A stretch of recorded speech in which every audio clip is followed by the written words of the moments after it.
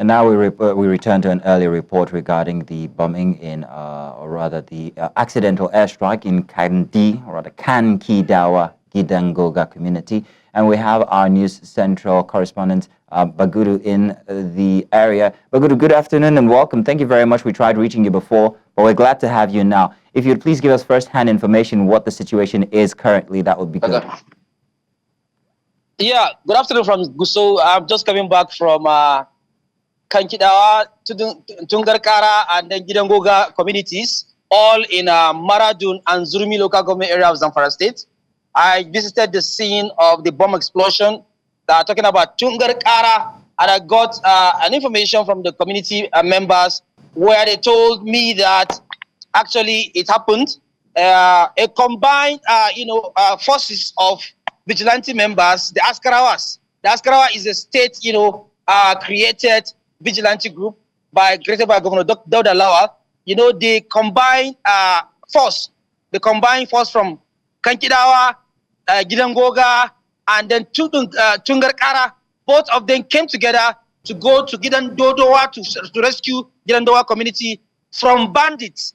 So on their way coming back, of course, they successfully chased the bandit away, even though the bandits managed to steal some things.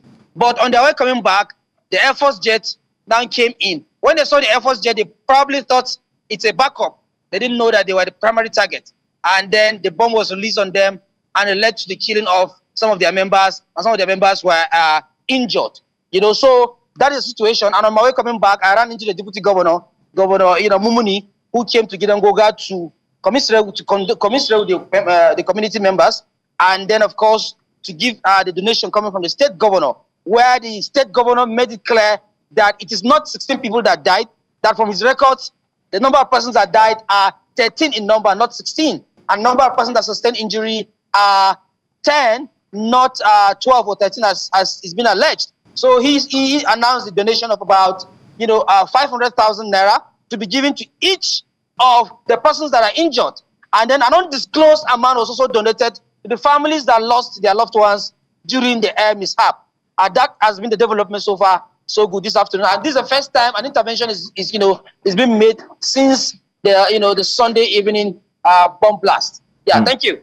All right. Well, thank you very much, Emmanuel. But I heard you there mention that these were actually vigilantes who themselves had just returned from an operation. You also earlier reported that some of the injured victims were discharged from the hospital. Have you seen any of them since? Yes. I met a lot of them. I met the one that is most injured. According to the governor, the man is injured 3 times. He had 2 fractures on his shoulders, on his 2 shoulders, and he have one of his right leg is also fractured. So the governor actually announced that he is going to be transferred to the physiotherapy hospital in Wamako, that's in Sokoto State.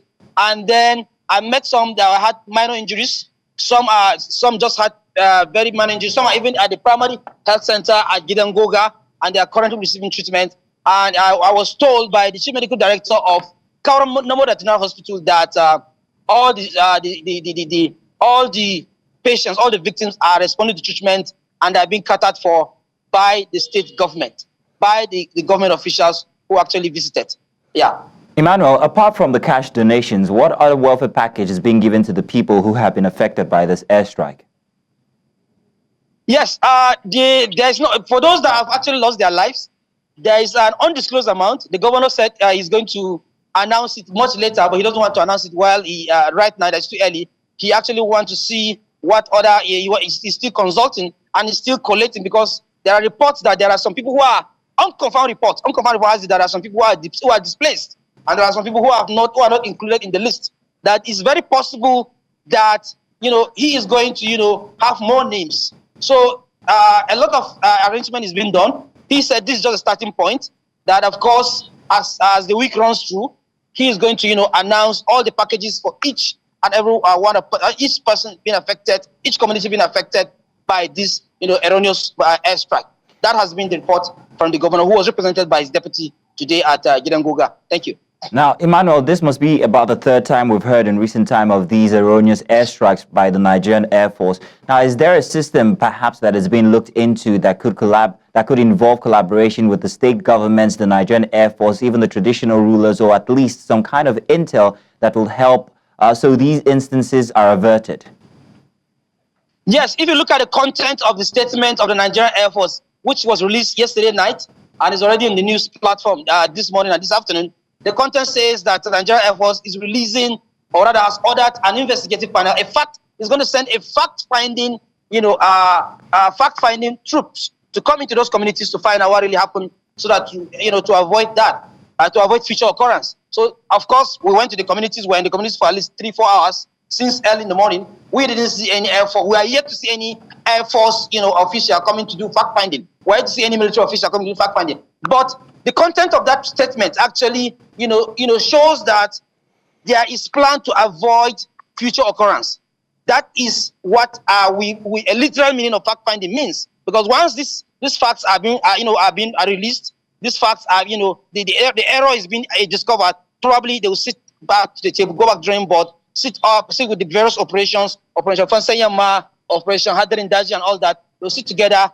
All the air components and the ground components will sit together and probably sit and look at the report of the fact finding, and then try to see how they can avoid this, because this is becoming so notorious, this is becoming so embarrassing. And I think something is actually needs urgent attention, because the people have made it clear that they are not happy, and that they will not take it. In fact, most of them say they will not take it lightly if it happens again, because it happened in Sokoto and it's also happening now. So we are going to release to you the full report by evening of all their submissions, because they believe that they were a primary target, because they said they came out, their children came out to go and defend the neighboring community from bandits, and they successfully did that. And all of a sudden, an Air Force jet appears from nowhere.